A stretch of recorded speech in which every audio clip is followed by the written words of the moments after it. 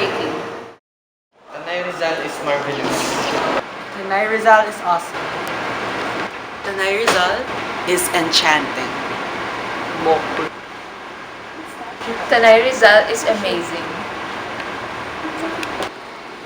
Tanay Rizal is outstanding.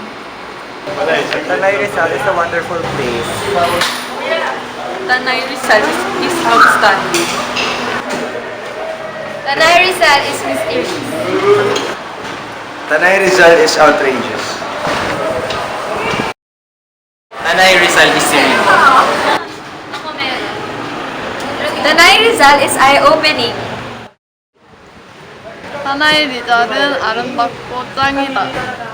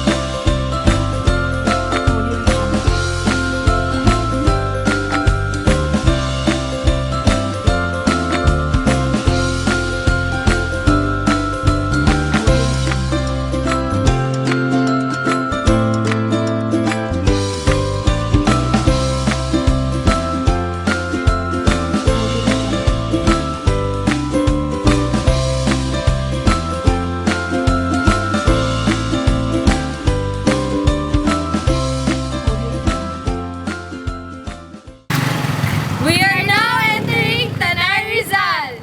Here we go!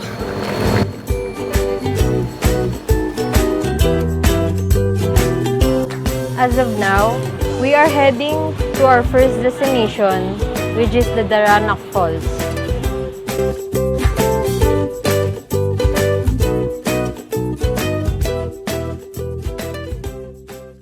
First stop, Daranak Falls.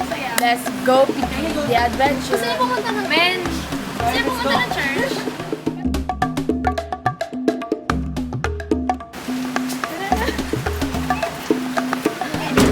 Sobrang ganas na ganas.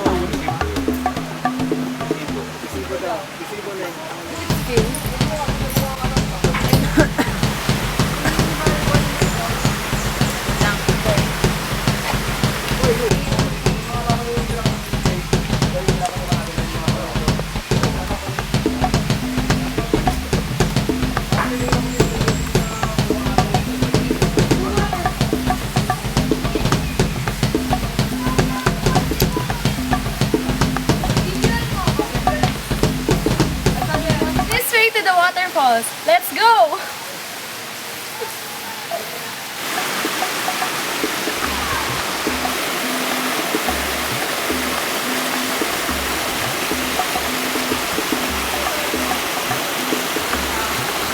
Daranak Falls is one of the flagship destinations of Tanay, and it is a popular summer getaway for locals and tourists from in and out of the country. It is also a favorite vacation shooting area of most local and international movies and advertising outfits in the country.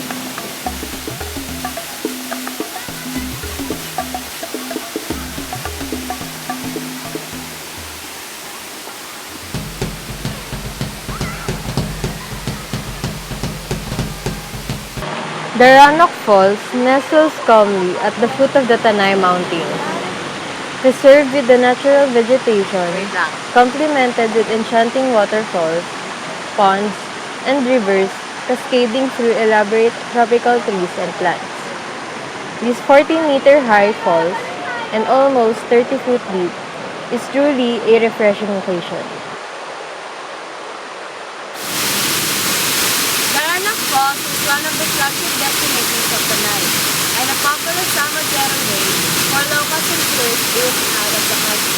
It is also a favorite vacation and shooting area of most local and outfits in the country. Daranak Falls nestles strongly at the foot of the Tanay Mountains, preserved with the natural vegetation, complemented with enchanted waterfalls, ponds, and rivers cascading through elaborate tropical trees and plants. These waterfalls are 40-meter high and it is a truly refreshing location. Our next destination is Kalinawan Cave.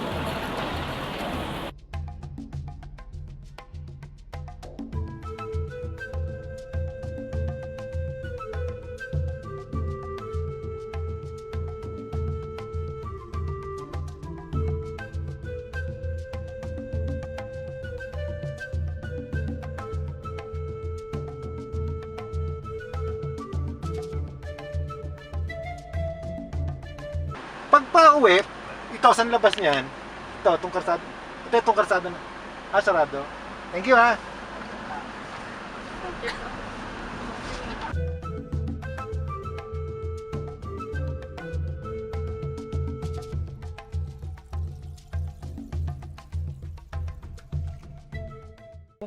And now we're here on our second spot, which is the Kalinawan Cave.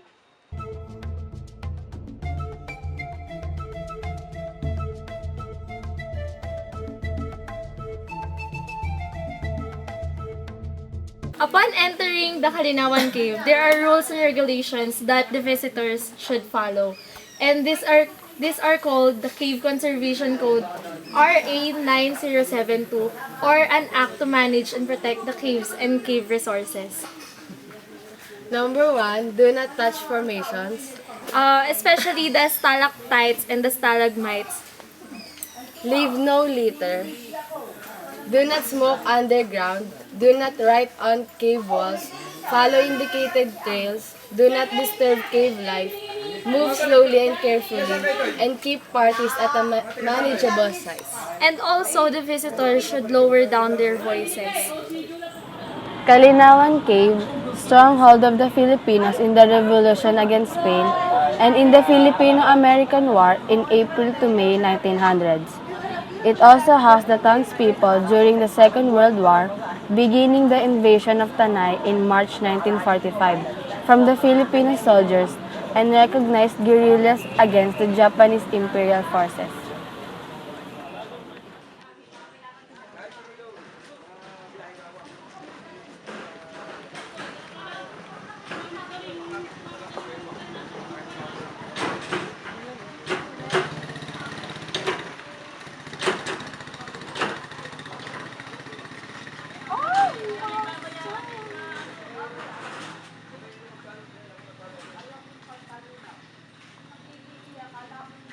Name, what's your step name? What's your step? What's your head?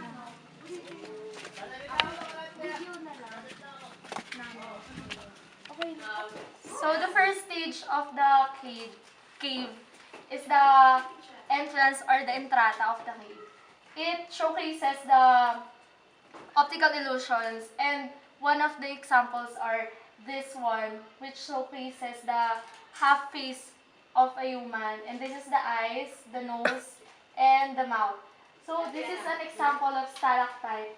And another thing is this one. As you look closer, there are minerals in it, small minerals that the visitors cannot touch because it is so delicate and precious. As you can see here, there's water coming down from this rock formation, which is called the limestone. Malapit na. Stigo. Pinong-pino yung shine niya, no? Yung iba.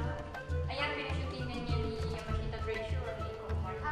Artificial Julia Montes. Natawag na column. Yan yung nag-combine ng stalactite, stalagmite. Column na ang tawag sa kanila. Thousand of years bago nabuo. Column. Thousand of years bago na. As you can see here, this is the column, the combination of stalactite and stalagmite. found in Barangay Tandang Kutyo, is few of the town's hidden gems. The Kalinawan Cave is one of the witnesses to Tanay's historical contribution to the country. The cave once served as a refuge to local revolutionaries during the Spanish and American colonial eras in the country. During the Japanese occupation, it served as shelter to locals who lost their homes due to bombings and raids. No one really knows the vastness and deepness of the cave system as it is not yet fully mapped and explored. There may be other pathways and tributaries covered by the boulders and hidden in the darkness. Some even say that one path leads to as far as the town of Montalban, while there are those that lead to the neighboring towns of Baras and Pililla.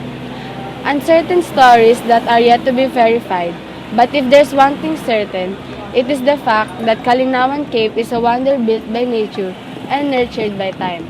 Its vagueness is a mystery, and its mystery is a gift.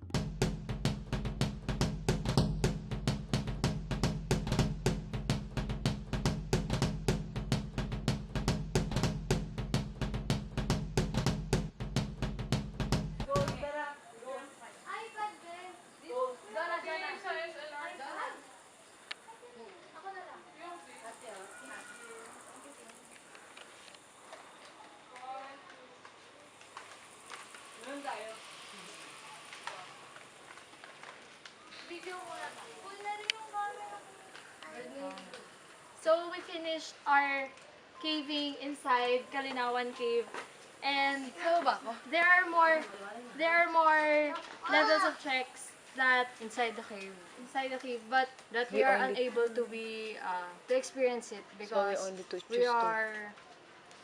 we don't have that skills as an individual to. So we only choose to. so we only trek the two levels of trekking inside the cave.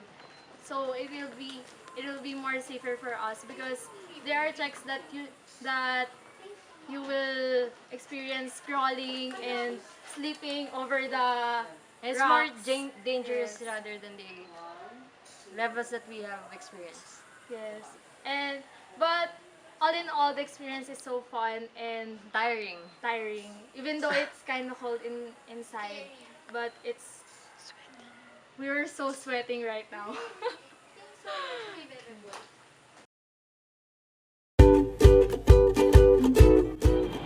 Now we're on our way to our last destination, located in the heart of Tanay, Rizal, San Ildefonso Church.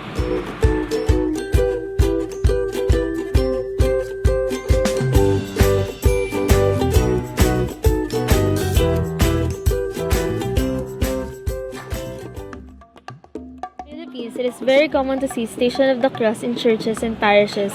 This is one of the famous things that you'll find in Tanay, Rizal, particularly in San Ildefonso de Toledo Parish, which is the sculpture of the seventh station in the Station of the Cross inside the church itself. In the heart of Tanay, the province of Rizal, there stands one of the chosen nationwide by the National Commission for Culture and Arts as National Heritage Sites. It is one of the oldest churches in Rizal and holds many centuries old religious artifacts. And it is also one of the Jubilee churches in the Philippines.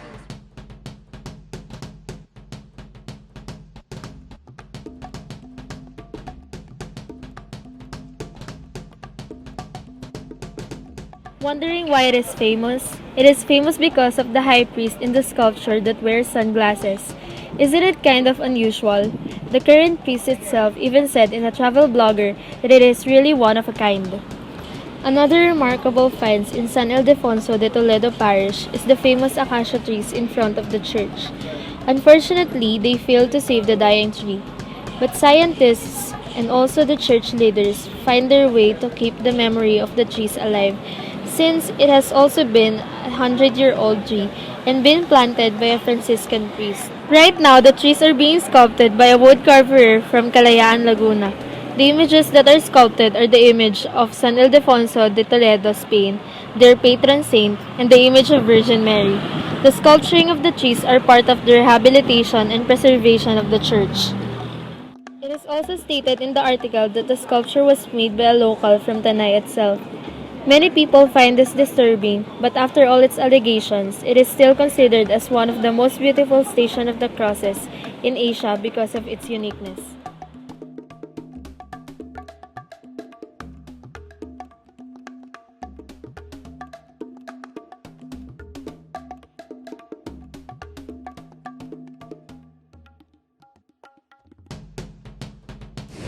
San Ildefonso de Toledo Church is named after the Archbishop Ildefonso Toledo of Spain, who was executed at the year 657 because of his spirituality. It was built in the year 1778, making it standing already at 227 years.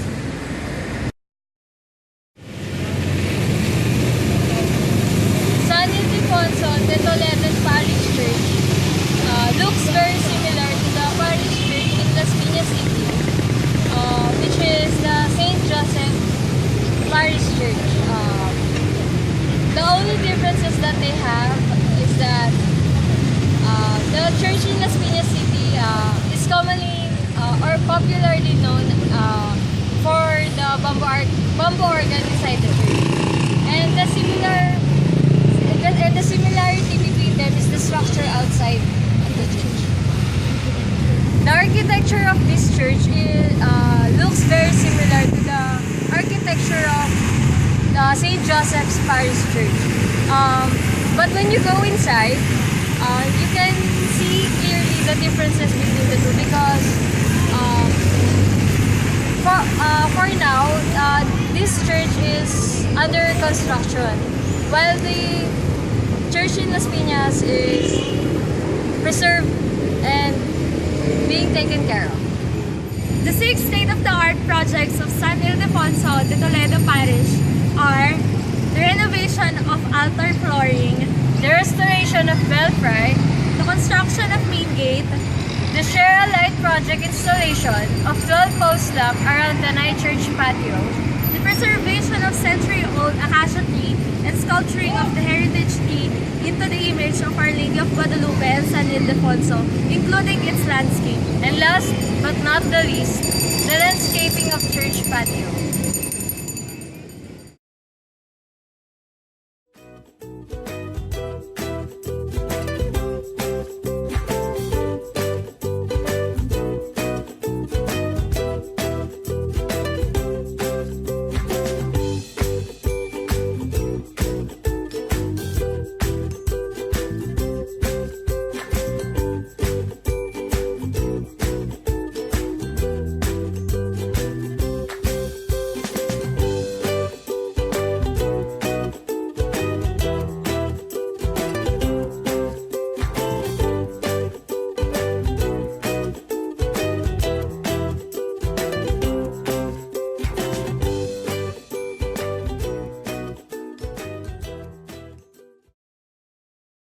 So yesterday, we have gone to Tanay, Rizal and visited 3 destinations, namely Kalinawan Cave, Darana Falls, and San Ildefonso Parish Church.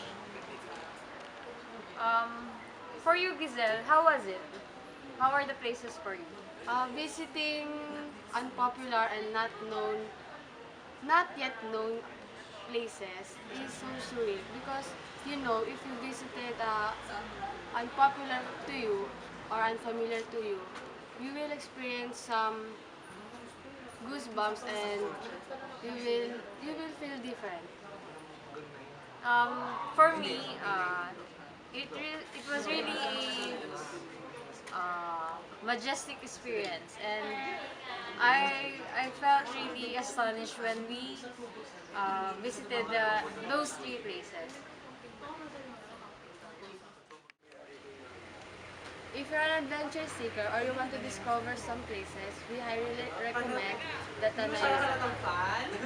The reason why we highly recommend Tanay Rizal is because you can really find a um, relaxing places, and you can stay there for any time you want. And if you want to spend time with your family, that's a really great place to go. So what are you waiting for? Let's go to Tanay Rizal, where the peace stays with you.